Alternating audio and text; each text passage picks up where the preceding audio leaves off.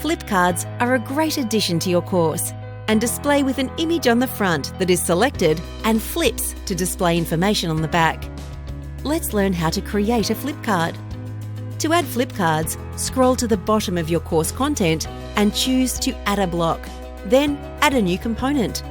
Next, select the flipcard from the list and choose whether the flipcards are positioned on the left or right of the screen or full screen. It's important to note that the default for flipcards is to display with 2 per line, so an even number is generally best visually.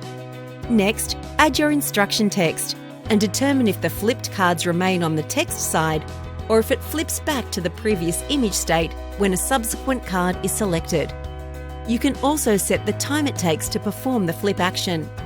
The default flip animation time is 400 milliseconds. As you can see, you can add a title to sit above the text if you like. Then add your image and text for each item. Okay, so here's an example of flipcards in action. In this instance, the theme has been changed to show 5 flip items laid across the page horizontally. For more advanced users, you can customize how this is displayed by making changes in the theme editor.